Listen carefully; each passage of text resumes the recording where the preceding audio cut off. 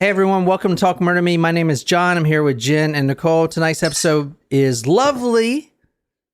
And we're going to be talking about, I'm trying to think of some feet terms here. I've got a real shoe-in. No, that's not really a thing, is it? We're not going to toe the line. Oh, that's good. Okay, best feet reference in this episode wins. And for live chat too. John, you are the heart and soul of this podcast. Okay, none now, because what the fuck? Well, that's not fair. I just thought of two good ones. I am putting a petition to make those two count because those were good. Tonight we're talking about the Salish Sea feet. So since 2007, there have been tennis shoes, or should I say feet wrapped in tennis shoes, randomly floating up in the Salish Sea. Do you know where the Salish Sea is? You know where Puget Sound is? Yeah, in Seattle. There you go. So the Salish Sea is right by there. So this is on the coast of Washington, and then Canada is right there. So this is both of their problems. Okay. It's near where my sister used to live. Oh, really? Mm-hmm. She used to live on Whidbey Island, and it's like a ferry ride over from Victoria. Oh. So if you're new here, I put all my sources on talkmurder.com. This is the Salish feet episode. This was requested by Marjul. Surprise shots. Surprise shots. We don't know what they are because they're a surprise. Oh, not good shooter. Not a good shooter, man. That's not supposed to be shot like that. Whew. It's vodka. It's just fucking... I thought it was okay for vodka. That's just... I don't know, man. This is a fucking crazy story, guys. No one's ever done this story. Ever. I'm just kidding. Is it a 10 out of 10, Din? Jen, I'm done. Don't be jealous because she is getting all these. We are going to the Salish Sea in Puget Sound. What is a sound? I mean, I know what it is, but I mean, because I looked it up, I didn't know what it was. It's almost like a bay. It's a type of waterfront Body of water. Is it like what is in between two land masses? Land masses. Yeah, that's it. Really? Yeah. It's a body of water that feeds into and it feeds into a bigger lower body of water. What is the difference between a sound and a bay then? I'm not sure. That's a good question, but I'm not even sure why they call it a sound. I tried to figure that out. Like, where the fuck did that come from? But yeah, so the Puget Sound is where we're going to tonight. I did reference the story last week for you guys, and this is a crazy story. And I want you guys, without looking it up, when you hear the story, I want you to really think why, since 2007, tennis shoes was invented in like the 1800s. I was looking up like real old tennis shoes. So since 2007, which was what, like 13 years ago, whatever it was, 15 years ago, there has been an epidemic of feet washing ashore on the Puget Sound. So, like, why? And whose feet are they? So, if you guys on live chat want to answer those questions or just kind of throw some stuff out there, we'll definitely shout you out. It's definitely a very interesting case, and I'm going to answer all those questions tonight. But here we go right here. We go into the Salish Sea. Salish Sea is the sea here, the water. See, Salish Sea right here. But so looking at this map, so that's Whidbey Island, I think, right there. Yeah, right? Yeah, I think so. I'm gonna show you some of the feet. So hold on a second. Ooh. So this is shoes with the feet. This is the first one found right here. You can't really see much. They cleaned it out. This was found in 2007. We're gonna get into this one, but some of the other ones, this is one right here.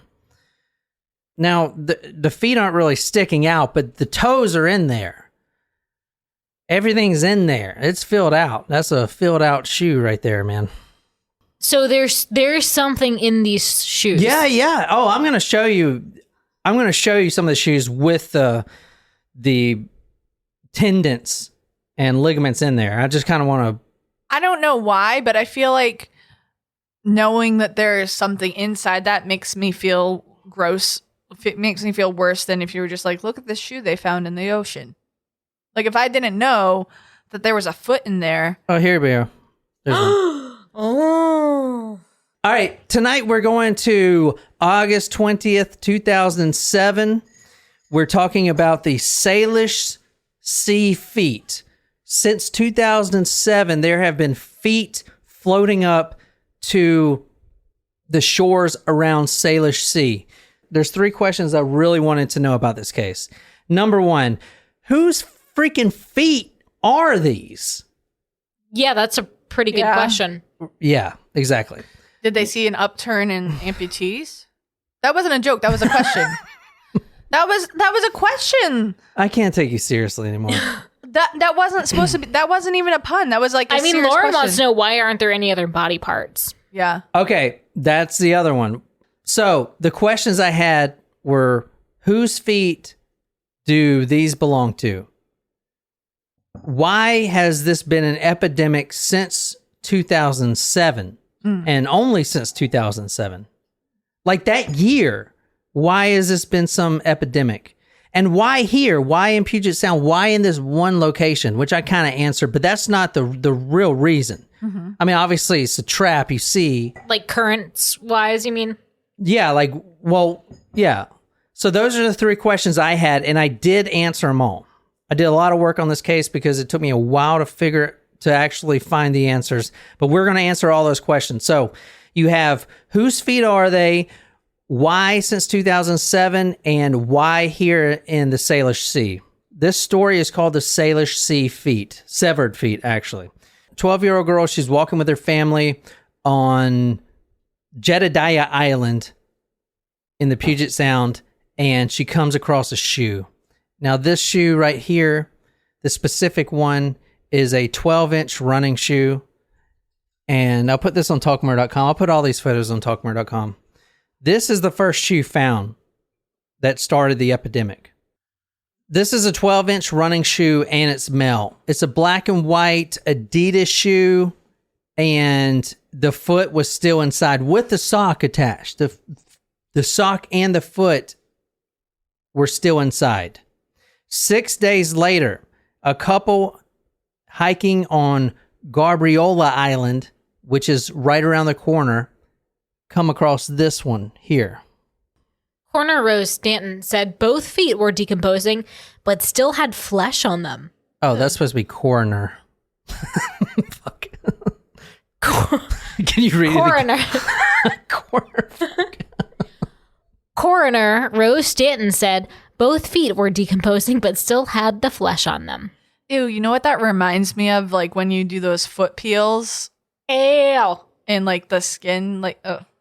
The caretaker of Jedidiah Island, Bruce Jones, said, quote, there were 5 different shoes on the beach, and for some reason she picked up that one, untied the laces, turned the sock inside out and around the feet.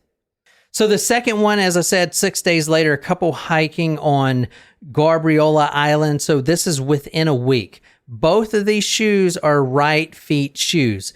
Both of these shoes are male. Both of these shoes are 12-inch running shoes. All of the shoes we're talking about tonight will be running shoes. There's no boots found. There's no whatever y'all wear, high heels and stuff. None of that. Only running shoes. The second foot was so waterlogged and completely ripped apart, they think it was dragged on shore by animals. It was a Reebok athletic shoe. And as Nicole read, Coroner Rose Stanton said, quote, both of the feet were decomposing but still had flesh on them. All right, if you want to read this, this is from the Time Colonist, August 31st, 2007. Quote, 2 being found in such a short period of time is quite suspicious, said Corporal Gary Cox, spokesman for Oceanside RCMP, which polices Jedidiah. Finding one's foot is like 1,000,000 to 1 odds, but finding 2 is crazy.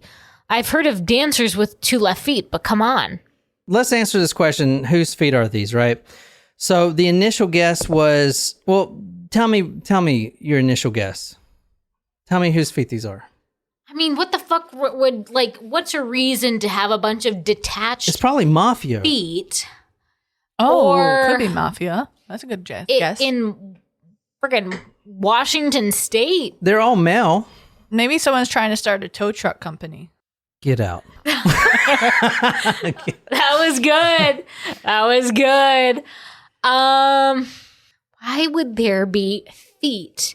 Was it like a, this is going to sound like super dark, but was it like bodies that were being transported and shipped no, they wouldn't have clothing or shoes. Like donated, you mean? No, I was thinking like, Human trafficking? no, like if a deceased body needed to be transported to a different place for burial, but they wouldn't be clothed or have shoes or anything on it. Why wouldn't and why they? would it be running? Why There's going to be shoes? naked corpses in the back of the freaking tugboat? No, like either they're like going to be dressed up for their burial, but why would there be? Well, maybe they cut them in pieces and ship them with Amazon delivery for cheaper shipping. Well, I would assume that maybe they were runners. If they're all athletic shoes, maybe people were running on the beach and someone was targeting them. That's pretty out there. Just runners on the beach and someone just goes up there and slices their foot off. Think about what you're saying. What, with like a sword or something? Just run out of the bush. Shing. No, I mean they like. No, I mean they probably. What about the rest of the body? Maybe they got weighed down. Maybe they chopped it up to transport the body, and they weighed down the rest of the body, but the shoes floated. I don't know, John. No. It's a good guess because I didn't know either. Okay, it's a good guess. Most people think mafia or something. In fact, there were rumors around this time. So 2007 is when it picked up a lot. And now 2022, from last time I checked, there's at least 21. There's probably a lot more that weren't reported. Individual feet, not like it's got a partner. Yeah, individual feet. Well, yeah, well, this is a serious question. It's not like they found the other foot. No, that's a good question. But I'm just waiting for the shoe to drop. Why? the other shoe to drop. This reminds me of that documentary we watched. This guy at like a yard sale bought a cooker grill, like one of those circular grills. He takes it home and there was a human arm inside of it. And he kept it and opened a museum, like a sideshow with the human arm and the grill. And then the guy that actually lost the arm. Oh, yeah. Remember that shit? It was Didn't we cover this for like a Patreon episode? The guy maybe? was like trying to sue. The guy with no arm was trying to sue this guy because that was his arm, and rightfully. it was like in a museum. It was like in an at-home museum. Yeah, it was like in a sideshow attraction. And so he was trying to sue him because technically that was his arm, but the court was like, well, no, he found it, so it's technically his arm, but he's like, I don't have an arm, it's mine. Dude, it's so, I don't know. That's what crazy. I do remember this. It almost reminds me of this it kind of similar but different. It's like we should cover that fucking story. I thought we did. No, we didn't. Like that was a documentary we watched. I don't know what it was. It was like the grill. He made like a lot of money on it, and then the guy that lost the arm contacted him and tried to get it back, like through the court system. And it was a big question of who actually owns the arm. Huh. The guy that fucking it came off of. It's called Finders Keepers is the documentary. Interesting. Over John Wood's attempts to recover his mummified leg. Oh, leg. From Shannon Wisnat who found it in a grill purchased at a storage unit auction. They were seriously fucking cover fighting that. over it, dude. All right, fuck it. Lauren wants to know, did you find any information on how the feet were eviscerated? Was it like a circular saw, a hacksaw? Was it all one kind of like cut? Yeah, all right. Yeah, I'm going to answer that later. Let's just say that like a grave robber? The newspapers consider them severed feet, but severed means cut. Yeah. So I'm not saying that is or not what it is, but I will answer that question. Yes. Maybe it was a grave robber who had one foot bigger than the other and took already decomposing feet and shoes, but only needed one size. And so he took the 12s. Because they were all size 12? Or no? No, You said no, 12, no, you they- said 12 and 12. No, just these first two were size 12 Oh, okay. running shoes. Like some of them are lefties, some of them are Okay. righties. Okay. Okay. Sorry. One, to answer your question earlier, they were found in pairs, but one wasn't found for 4 months after. Okay, but only one pair found. And in fact, But only one pair was found. The rest were individual feet. Yeah, exactly. Not without its mate. Yes. You know what they should have done? They should have taken the feet out and given the shoes to good. No. I'm not. What the fucking fuck? No. We're just going to park that statement right there. We're gonna stop. All right. No, I didn't mean it like that's a good thing to do. I meant like if he was trying to get away with it instead of throwing them in the ocean. All right. Let's get back on track here. This was 2007 when the 12-year-old girl found the first foot. I'm taking us back a few years before that, New Year's Day 2004. Oh, Okay? So you guys with me? Mm-hmm. We're going back to 2004, which is how many years between 2007, Jen? 3. 3. There was a young man, he was a Muslim in Washington, right? This is New Year's Day. He tells his family that he needs to go and worship at his local temple. He leaves his family New Year's Day 2004. This is in the evening. He pulls up his Acura Integra to the Alex Frazier Bridge, which is in Washington, real close to the Puget Sound. A little bit about his background. He's struggling. He's not accepted by his peer group. He was depressed and lonely. New Year's Day 2004, he pulls up his car to the Alex Frazier Bridge. He knows suicide isn't in his religious doctrine. Just like Christianity, you can't kill yourself, right? But he looks at his life. He's young, he's 22, and he just thinking that he's got to live his whole life feeling like this.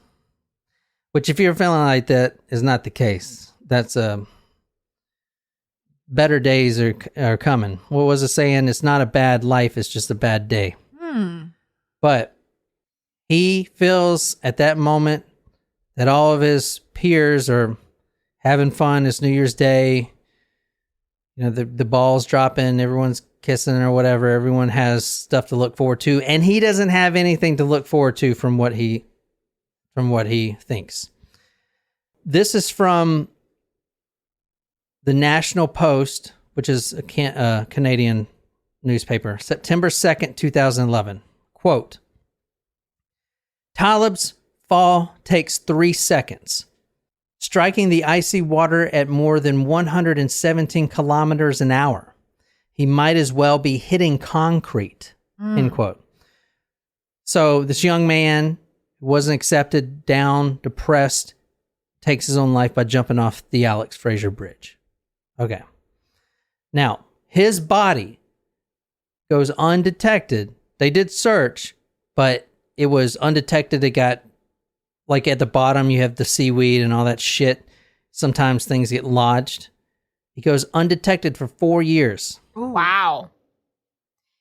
So 4 years. Hold on. His family grieves. Police initially search in vain, and then the time passes. In early 2008, his family receives a call. They found Talib.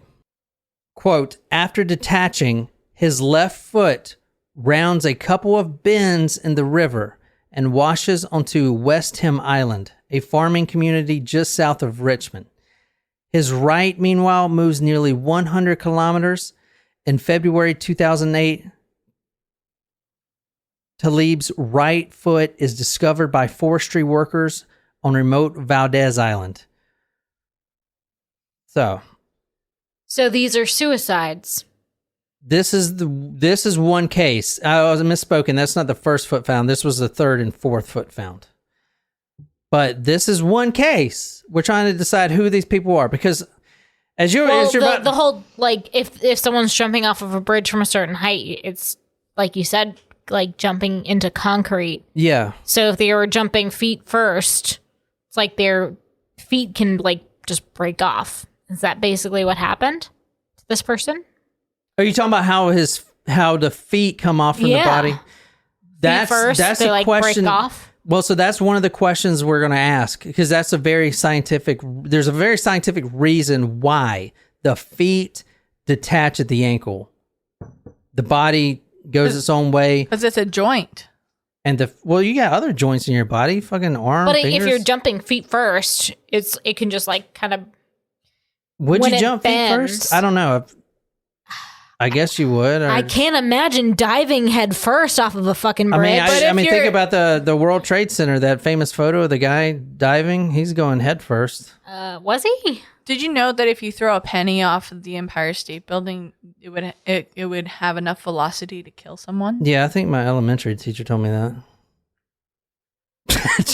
You're being mean. All right, go ahead and read this, Nicoise. I think I've read it, but... Richmond. His right, meanwhile, moves nearly 100 kilometers. In February 2008, Talib's right foot is discovered by forestry workers on remote Valdez Island. 4 months later, a couple on a walk spot his left foot.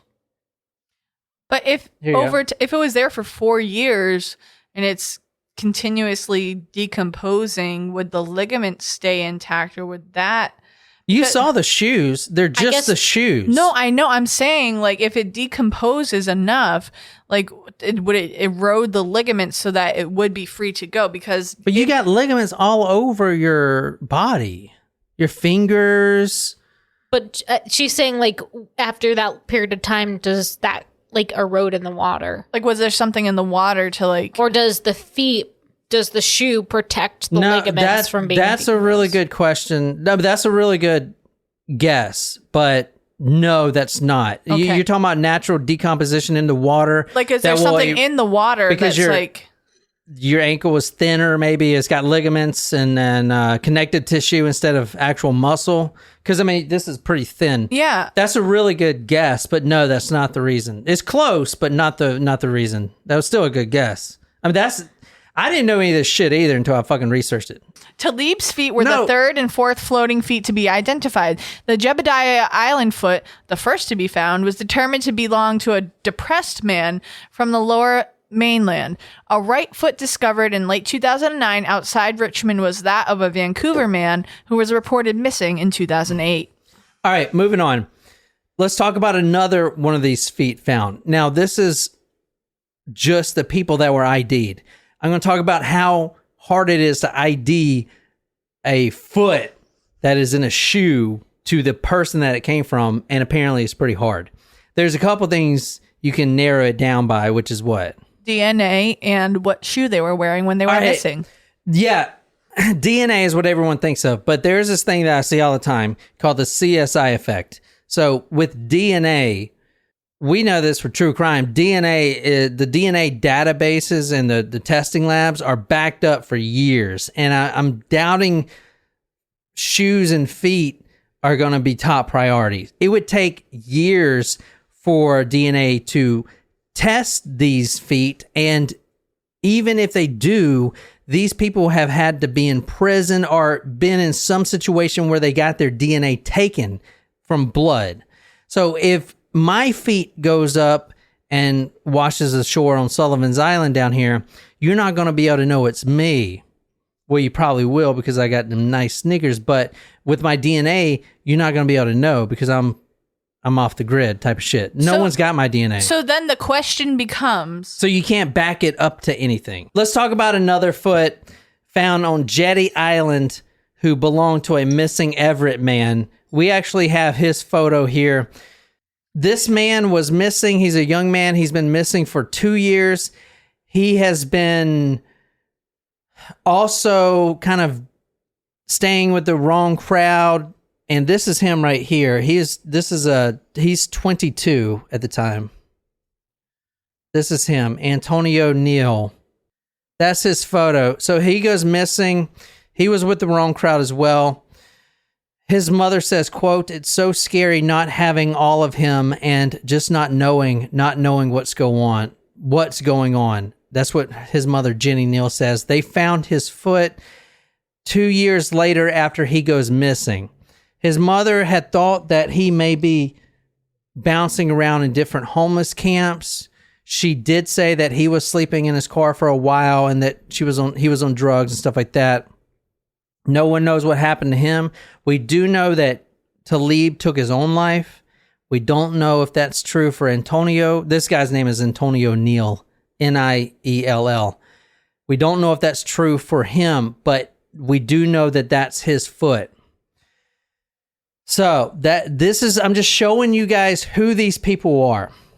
Let's talk about how to identify the foot to the person, and then I'll answer the question about who these feet belong to. About half the feet so far have been identified, and this is through a database and these two researchers that have been working tirelessly to identify these feet. And it's actually more difficult than you might think. Here, I have a picture of this right here. This is, I know it's hard to see, guys, but this is all the feet that have been found. It might be kind of hard to see. I can send you the website. 15 feet? This is an old photo here. Because there was 21. There's 21 up to this point right now in 2022 from what I saw. But these are the feet. You see, they're all around the island. You see a lot of them are up towards that one section. Obviously, it gets caught up in there, and that's where the feet are. This is from the National Post. Bill Inkster and Stephen Fonseca, they're just trying to identify shoes. Fonseca, they're trying to identify shoes. And I was reading about how they were doing it, and they were saying how hard it was. So basically, the first thing they can do is break it down by size of shoe and whether it's male or female. They obviously take that information, put it against the database for missing persons. That's where they start. After that, they actually look at coastal currents and see, they actually track the coastal currents at the time that they went missing and see if it matches up. So coastal currents is like where the water is pushing, right? And these in Puget Sound, which is going to kind of answer one of the questions here of why Puget Sound, are westerlies. So they're pushing stuff from the ocean towards Washington. Okay, the currents are pushing towards it. That's why all the debris and shit is going towards Washington and not being pulled away from it. I think over here we have it the other way, I'm pretty sure, where they're pushing out. Although I'm not 100% sure, but I do know for a fact that the currents in this area are pushing towards the mainland. The next things they look for is diseases. They can tell, like you said, prosthetics. That would be an easy one. Like maybe he's missing a toe. Does he got a tattoo? Whatever, any diseases that they can see that have been documented. So this is how they're finding it. And I mean, think about it. There's a lot of people that go missing. So this is a lot of work to do this. All of the feet found that have been ID'd so far. So there's 21. There's about half of them been ID'd so far. Have either died accidentally or committed suicide. So there you go. I'm going to tell you that the word severed feet is used incorrectly in these news stories because severed means deliberately cut, and no one that's about to kill himself is going to deliberately cut off their own foot. Well, I don't know if They're detached, not severed. Severed means you're actually severing. You're sawing it off. This is mostly like they're jumping into the water. They're all jumping or accident. So maybe severing as far as like the boat rotor or whatever, the boat rudder or whatever. But the majority of them either died accidentally. One of them was a tugboat accident, or they have killed themselves voluntarily. We answered the first question. Boom. Who are these feet belong to? From the ones that are identified, accidents or kill themselves, which is kind of interesting because there's really no female shoes. So I'm guessing females don't really aren't jumpers. I think I saw somewhere where females are more likely to just take pills and kill themselves that way. Correct. And males are more violent. So jumping is oh my God, I would never. Jumping, oh my God. All right, guys, so we answered the one question of who these people are. Next question, why are they floating to shore since 2007? Does anyone want to take a gander at why since 2007? Think about the type of shoe. What did I say? The shoes are what? Athletic shoes. Running shoes? Running shoes. They're all 100% running shoes. Think about that. What happened or what's been happening since then that could allow this? Well, wasn't there was the housing crisis? Like there was that. No, I'm talking. All right, look. She's going with like why people are depressed. That may have something to do with it. That's a very good guess. I didn't even think about that. Let's refocus though and talk about the actual shoes themselves, the shoe industry. Since 2007, this has been an epidemic of running shoes, primarily because of the design choices of running shoes. We don't really see it because none of us fucking run track or whatever, but well, I was on the track team. Well, I know, but like so was John. No, I get it, but like there is a problem. In fact, in the Tokyo Olympics, there is a Nike shoe that was banned because it had an unfair advantage. So what would a shoe be unfair for? Being light, having more stability for the heel to run. Like the shoe was banned. You could not wear this type of Nike shoe. Interesting. I did not know that. So it's more, the shoes become more than just a fashion choice? Well, the shoes, there's been a war as far as these companies, Nike and Reebok and stuff like that, to technologically make their shoes higher performance. And these shoes go for $300, $400 sometimes. Yeah. Like the new one, the one that was banned, it was like $250 for these shoes. Like I think they were called the Air Flies or something, banned from Tokyo Olympics. Interesting. Yeah. So the design of the shoe. Now think about why the foot was still enclosed. They were tied really tight? It doesn't really matter what shoe. It doesn't matter if it's a running shoe or a boot. The foot is still in the shoe because it's got the protective layer of being a fucking shoe, right? The shoe is protecting it from degrading and erosion, stuff like that. The shoe itself is protecting it. The reason they're floating up is because the lightness and the buoyancy of the new designs. That's why they're floating up. And we're going to kind of... Lauren says the shoes float. Yeah, the shoes float. I said that earlier. And Ashley also says Air Jordans, and she agrees with the timing of the recession. Nat Geo actually did an entire study on this. They called it the, quote, never-ending quest to build the best, lightest, strongest shoe for athletes who are pushing the limits of human performance. The bladder... So Nike started this with their fucking Air Max. I shouldn't say fucking. It's not a bad thing. Nike started this with their Air Max revolution, which is instead of making a complete foam shoe, which is light, foam is light as fuck. But you know what is a lot lighter? Air. They make a plastic bladder. Ashley was right then. Air Jordans. Yeah, she was right. The plastic bladder that they put in shoes now, and in fact, this photo will explain it all. This is the evolution from Air Max 1 to Air Max 2015. You see nothing but foam here in the first Air Maxes. Now, this is in the 90s. The 90s. But is this technology all in the heel there and all throughout? No. Hold on a second. So Air Max 97, right? So that's 1997. So these are all the ones, and most of these are foam, but you see... The introduction with the Air Max 95, you see that it's not foam anymore, or it's mostly this plastic bladder which holds air. Air floats.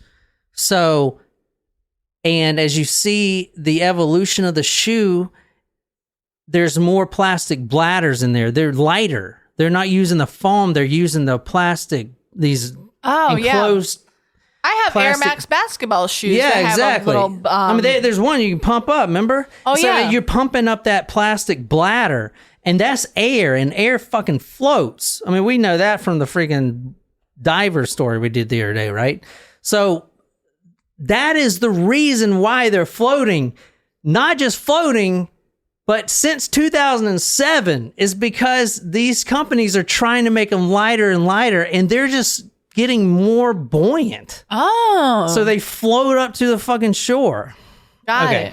Did that explain it? Yeah. So these situations have been occurring for a long time. It's just that the sneakers themselves are what are floating. I mean, you can look I looked in the newspaper archives. There's feet that have been found like 1800s and stuff. I mean, feet do come up, but I'm talking about this since 2007. It's like every month there's a new foot. So, I mean, I know that there were instances where the victims died by suicide, but what about the other people who were just missing? Like, did they, when they were identified as they the all people, had sneakers. They all had sneakers, right? But like, It's not, they're not all athletes. I mean, anyone can get these shoes, you right, know? but I'm asking, it kind of furthers the case because you have the people, like I said, you have the people who die by suicide, but then what about the people who didn't die by suicide but went missing? Do we have answers to what happened to them?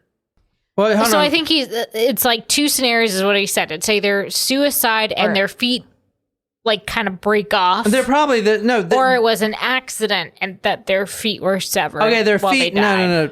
right? No, I never said that. Their feet were not severed when they jumped in the water or they didn't break off. There's another reason for that, which we're going to go over. Okay. But there's only half of them ID'd because that's how many they've got so far. And all of those were either accidents or suicides. There's no homicides. Okay. So, I mean, think about the other half is probably the same. Maybe there's a homicide, but most likely it's going to be... Because Lauren says, but that doesn't explain how they were severed from the leg. But Ashley says it's how they decompose. This is from the National Post, September 2nd, 2011. Quote, all bodies begin to disarticulate if left underwater. Disarticulate means come apart. That's what I said. That's what Ashley said. If left underwater long enough, normally a disarticulated body would be left to crumble into dust on the sea floor. The difference with the Salish sea feet is that they were encased in buoyant running shoes. As the ankles of underwater bodies wore away, the decomposing feet bobbed to the surface, end quote. So, Ashley, yes, you are right, but I'm telling you, there is another explanation that... So it's a combination because of this is from 2011. The thinking at the time was decomposition of the ankles because there's only connective tissue and soft tissue there, so they decompose quicker. But since then, since 2021... March 2021, they've actually figured out the exact reason the Salish feet are floating up. And it is not decomposition, even though that does play a part in it. So it's the decomposition plus the detachment plus the running shoes. Just hold on. Now, why are there running shoes that are coming? Here's what I found out about that. The Pacific Northwest, because if I go to the beach... A lot of these people probably, whatever, close to the beach. I'm not wearing shoes, but in the Pacific Northwest, the beach is surrounded by the slippery rocks. Everyone wears running shoes around that area. To get on to the next one of how the feet actually become detached, we need to talk about sinkers and floaters. I think he's talking about defecation again. Yeah, I'm very immature. Next, we need to talk about sinkers and floaters and the science behind them before we talk about why the feet were disarticulated. There's two types of bodies that are found in water. You have floaters and you have sinkers. A floater is carried by the wind. And actually, about 6 months ago, I sent y'all guys a video. I saw that body on that washed on the shore. On the beach, yeah. I thought it was a whale. Because it was bloated. It was huge. And it was just some teenager who fell off the boat, like a week before. And his body bloated so bad that it looked like a well, a beached well. I've got videos of it and everything, but they hauled him off. I mean, it's scary to see. He was all slippery and shit. It was weird to see. I mean, y'all saw the video. Yeah. That was the actual kid. You've also seen an alligator wash up on the beach shore, and they had to wrap his nose up Yeah, I see a lot of shit. I know you have a lot of Like beach every stories. time. Yeah. Every time you go to the beach, like something happens. The first, like when he was, like, started going consistently to the beach, I feel like when I first started, he's like, oh, the dolphins. Dude, I'm like, the dolphin fucking headbutted me, man. Those guys are mean. Well, you swam with the fucking dolphins? Yeah. I haven't swam with the dolphins. Nothing ever We know the happens when I spot. go to the beach. We They know show the up a lot spot, in man. Sullivan's, We know the yeah. spot. There's a spot that With they the go. sandbar? Yeah. I'm not telling in you. Sullivan's. Now, floaters will be carried by the wind and surface currents and will wash ashore.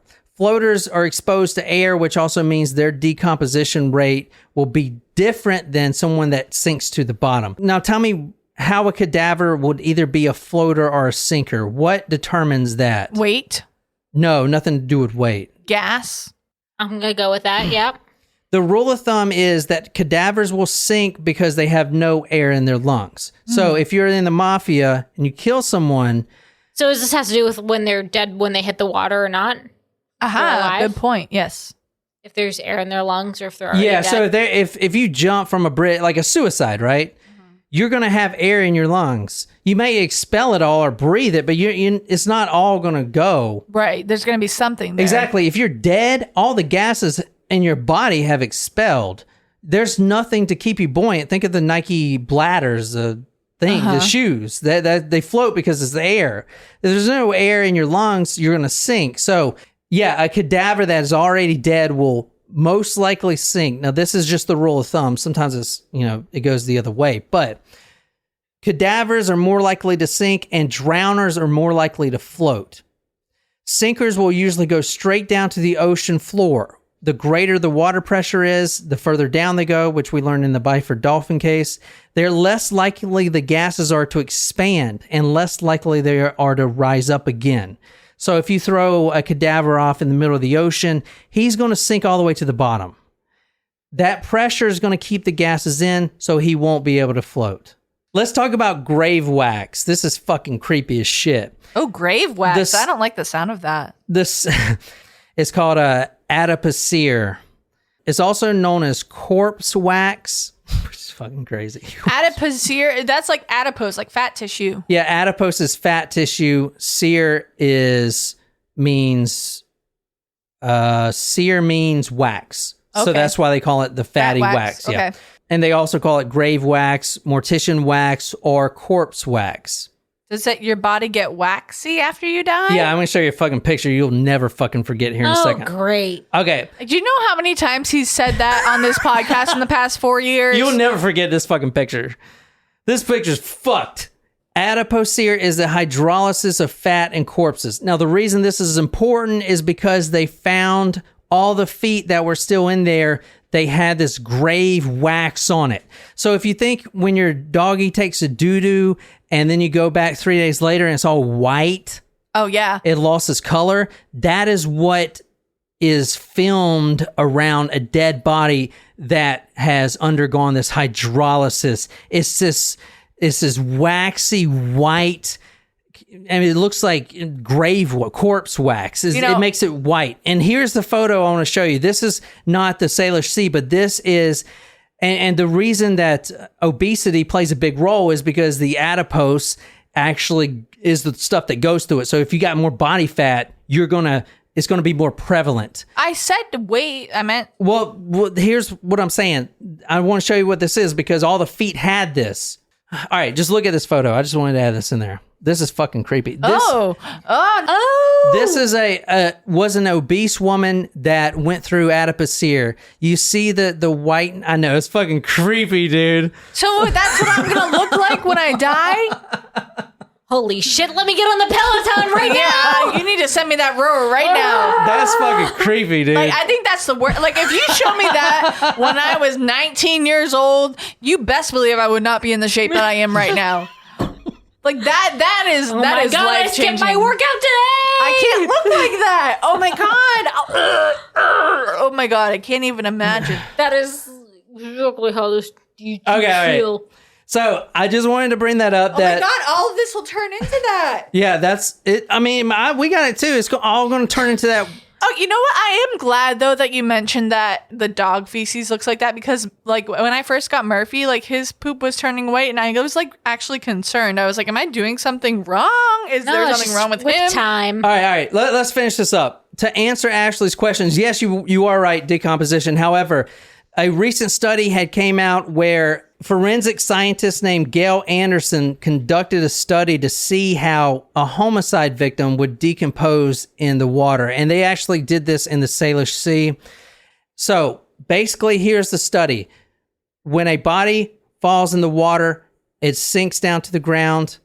What are y'all doing, man? What the It's fuck? holding my face fat. Can you send that to me so I could put that on a picture on my fridge? yeah. So every time I Just open listen. my fridge, I remember what that You're looks like. I'm gonna eat a salad. Just listen. instead All right. now. Legitimately, like, please send that to me. You jump off a bridge, this is what your body's going to do. As soon as you hit the bottom of the ocean, the scavengers are going to set in. These are the shrimp, the freaking bottom feeders, all those little critters at the bottom. Tilapia, the catfish. Tilapia are bottom feeders? Hold on a second. The catfish and these guys, this is the exact science right here. These scavengers, and we're asking the question, why the feet? Why do the feet come detached? The scavengers are extremely lazy. They go after the softer parts of the body. So think of your ankle, and they pick around the bone. So if you think of like a chicken, if you ever break apart a rotisserie chicken, you got that very soft, tender meat right at the bone, and those scavengers are picking apart that. Where's the softest tissue in the body? It's in the ankle. The ankle has no real muscle. It's just connective tissue and ligaments. The scavengers start there. However, they can't get past the shoe, but they can bite and eat enough of that tendons and that cartilage there, that connective tissue, to detach the entire body. Okay. Once that happens, there you go. What floats? Your shoes. Your shoes. Your shoe floats up. The body doesn't. That's how it works. The shoe floats up after it's detached by scavengers and decomposition, Ashley. And after that, that's when it floats. Now, this forensic scientist, Gail Anderson, she did this study right here. She used dead pigs, which were, I didn't know this, quite similar biologically to humans and comparable in size. She did this in the Salish Sea. She dropped dead pigs in the water, one at a time, and they sank approximately to 308 feet to the seafloor.